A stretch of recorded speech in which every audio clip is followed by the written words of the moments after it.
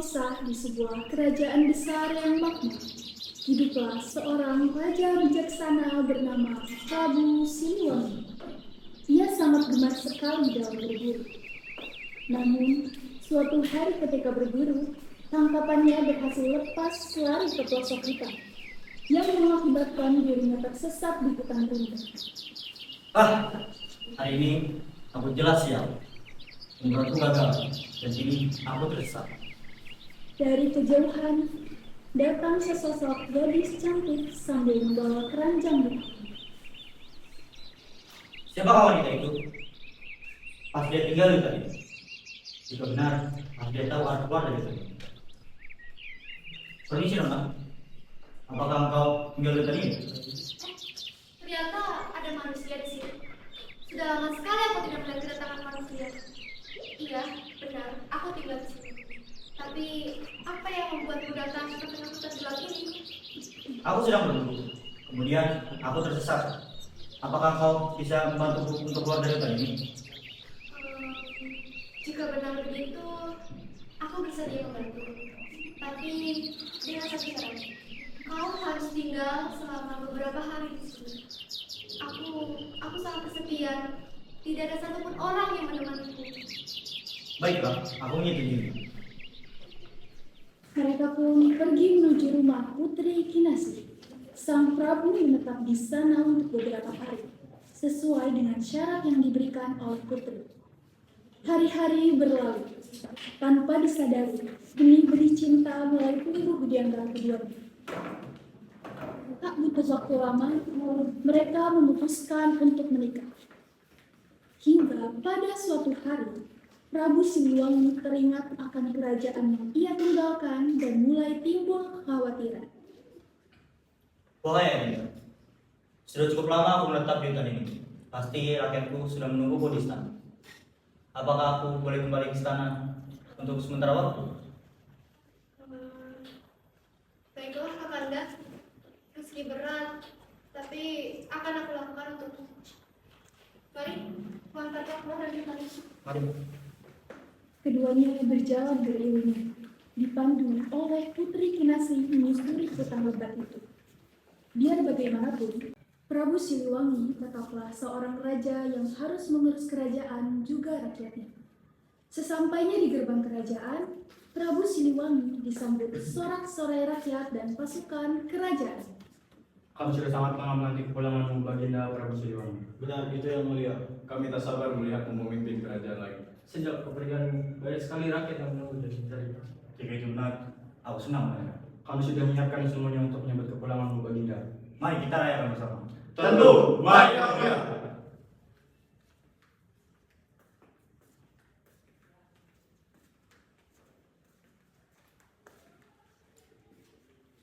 Sejak saat itu, Prabu Siliwangi tinggal di sana dan kembali memimpin tahta Pajajaran. Kehidupan di sana tentram, juga makmur sentosa sama kalanya seperti dulu. Silih bulan berganti. Prabu Siliwangi tenggelam dalam kesibukannya mengurus berbagai perkara di kerajaan, hingga ia melupakan kekasihnya yang tinggal di hutan. Tiba di suatu malam, hal aneh terjadi. Sang Prabu mendengar isakan tangis seorang bayi.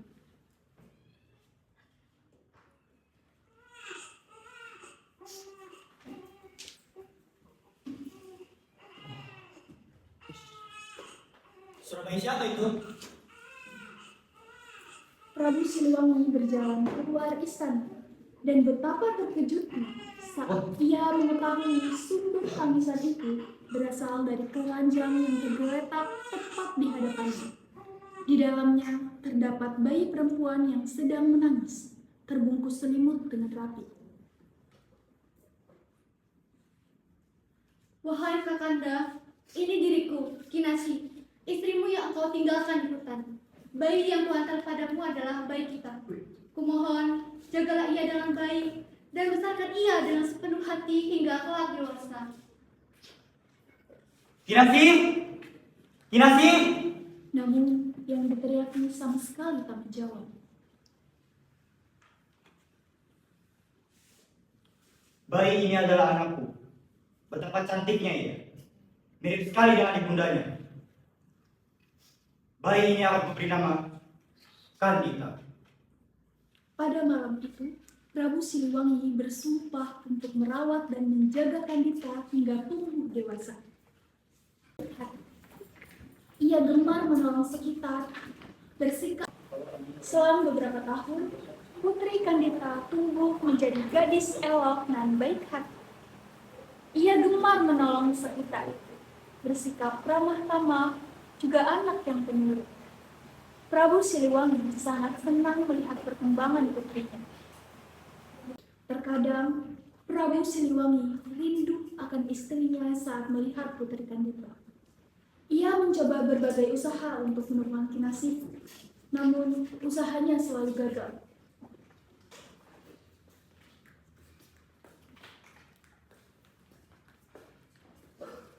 Bagaimana? Kami sudah berusaha meminta, tapi sampai saat ini kami belum menemukannya. Bahkan jejaknya pun tak terlihat.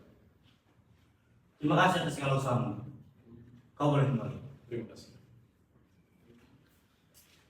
Tak terasa waktu berlalu begitu cepat. Kini, Prabu Siliwangi mulai khawatir akan nasib kerajaan. Sebab ia tidak memiliki istri di sisinya dan anak laki-laki yang akan mewarisi tahta. Kegundahannya itu membuatnya berencana menikah lagi. Wahai putriku yang cantik, maafkan ayah memanggilmu secara tiba-tiba. Ayah ingin meminta persetujuan agar ayah bisa menikah kembali. Ayah ingin memiliki putra laki-laki yang bisa mewarisi tahta Pajajaran. Jika itu demi kebaikan kerajaan, Kandita menyetujuinya, Ayah. Berkat persetujuan Putri Kandita, Prabu Siliwangi mempersunting wanita keturunan bangsawan bernama Dewi Mutiara. Seusai dipersunting, hubungan keduanya terjalin harmonis. Di tengah kehamilan, Dewi Mutiara berubah menjadi ratu yang manja dan mudah cemburu. Kakanda, Adinda sangat ingin sekali buah dan putih itu. Ambilkanlah untukku satu tangan. Baiklah, akan kuambilkan. Seiring berjalannya waktu, permintaan Dewi Mutiara semakin aneh. Kakanda, aku punya satu permintaan lagi. Demi kelancaran kelahiran putra kita, bisakah Kakanda mengeluarkan Kandita dari istana? Apa katamu mengeluarkan Kandita? Dia anak salah satu yang kurawat hingga saat ini. Aku tidak menyetujuinya. Tapi ini demi kebaikan putra kita, Kakanda. Pikirkanlah. Aku bilang tidak. Baiklah,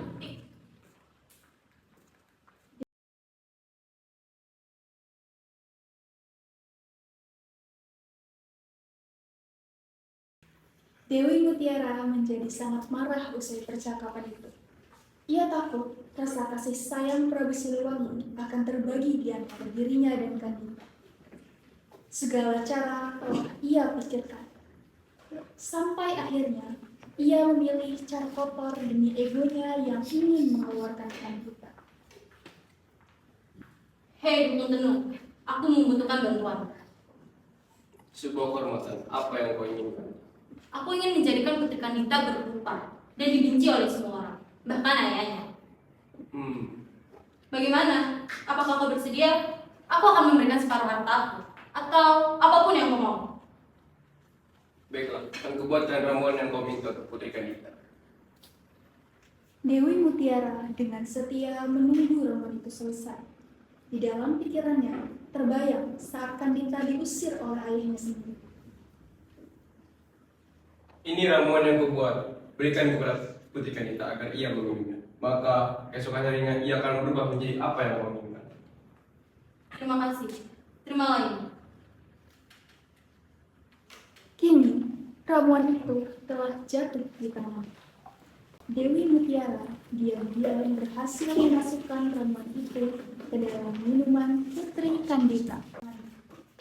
Dewi Mutiara diam-diam berhasil memasukkan ramuan itu ke dalam minuman Putri Kandita. Menunggu hari esok tiba, ketika Putri Kandita tertidur lelap, asap hitam pekat memenuhi seisi kamar. Keesokan paginya, saat Putri Kandita terbangun, Betapa terkejutnya ia mengetahui kondisi tubuhnya.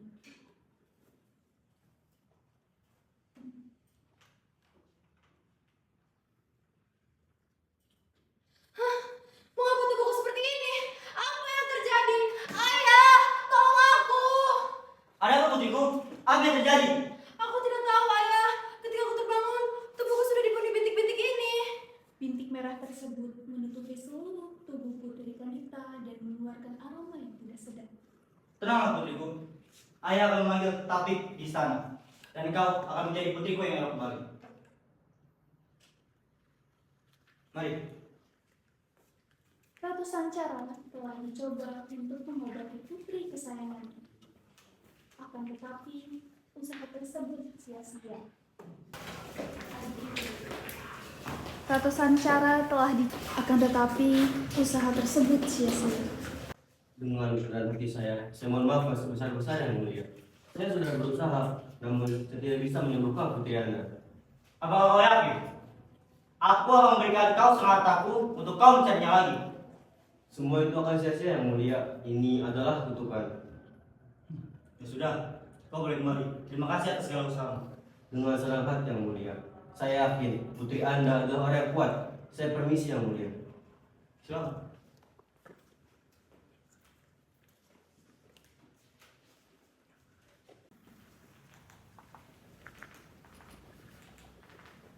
Wahai Anda, sudah banyak cara yang kau lakukan untuk menyembuhkan Kandita. Namun tidak ada yang berhasil. Adinda khawatir penyakit yang akan melarikan isi kerajaan juga rakyat kita.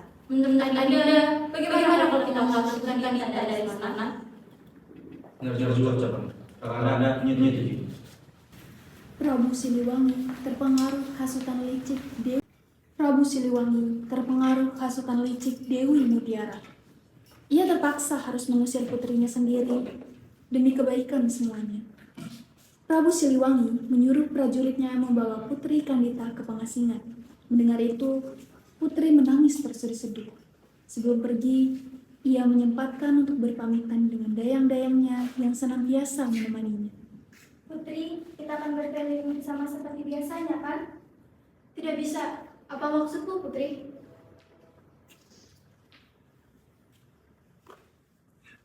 Wahai putri Kandita, kendaraan sudah siap. Sebaiknya kita berangkat sekarang. Kau akan meninggalkan istana. Benar, aku akan diasingkan karena kutukan ini. Itu tidak benar, Putri. Katakan, kau akan tetap di sini. Tidak bisa. Keputusan telah ditetapkan. Aku harus pergi. Terima kasih telah menemaniku selama ini. Aku akan selalu merindukan kalian.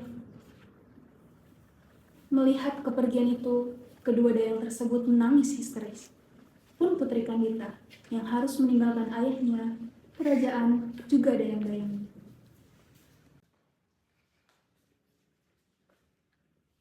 Wahai prajurit, kawal Putri Kandita ke tempat pengasingan. Laksanakan yang mulia. Prajurit itu pun pergi mengantarkan Putri Kandita ke tempat pengasingan di tengah hutan. Sesampainya di sana, Putri Kandita ditinggal seorang diri di dalam sebuah gubuk lusuk yang membuatnya menangis hingga tertidur. Keesokan harinya, ia pergi bertapa, memohon kepada para dewa untuk mengembalikan wajah cantiknya. Oh, para dewa, berilah aku petunjuk. Aku tidak sanggup jika harus menangani semua. Kembalikanlah wajahku. Putri Kandita, pergilah ke pantai selatan Jawa. Pergilah Kandita, pergilah. Siapa itu? Tunjukkan dirimu. Aku adalah ibumu, wahai anakku. Aku Putri Kinasih. Pergilah ke pantai selatan, menyatulah dengan lautnya. Di sana kau akan mendapatkan apa yang kau inginkan. Setelah mendengar suara misterius itu, Kandita meneguhkan hatinya untuk pergi ke laut. Kandita berlari dengan keras menuju pantai selatan melewati hari demi hari. Tibalah ia di pantai selatan. Ia berdiri tepat di atas tebing yang jauh. Sekarang terjunlah ke lautan. Dengan kepercayaan penuh, Kandita kembali menuruti ucapan suara misterius. Ia pun terjun ke laut. Setelah muncul ke daratan, ia melihat tubuhnya dengan seksama. Sebuah keajaiban. Dirinya kembali seperti dulu, tidak lagi berpikir. Terima kasih, Bal. Berkatmu, penyakitku sembuh dan aku kembali seperti semula kala. Sebagai bayarannya, aku akan kembali sini. Lindungi laut ini. Putri Kandida telah menyatu sepenuhnya dengan alam. Dia mendirikan istana laut di bawah air yang dipenuhi berbagai kekuatan, menjadikan penghuni laut dalam-dalamnya seperti di istana kawah. Aku benar-benar memiliki ratu yang cantik dan bijaksana seperti dirimu. Aku pun tidak akan bisa berubah. Dan kalau kau kembali pada keadaan yang menegarakan, tidak, aku akan tetap di sini, melindungi seluruh laut ini dari kejamnya tangan manusia. Jika kau yang melindungi seseorang, maka kamu yang akan melindungi diri. Betul, pasukanmu juga betul. Kami tak akan biarkan siapapun menyakiti dirimu. Terima kasih, sungguh terima kasih. Sejak saat itu, sang putri menjelma menjadi penguasa laut selatan. Ia dikenal sebagai Nyi Roro Kidul, penjaga samudra yang penuh misteri. Ombak yang datang silih berganti seakan mengingatkan manusia bahwa alam memiliki kekuatan yang harus dihormati. Biarlah aku menjadi penjaga samudra ini. Selama ombak masih berdebur, selama angin masih berembus, namaku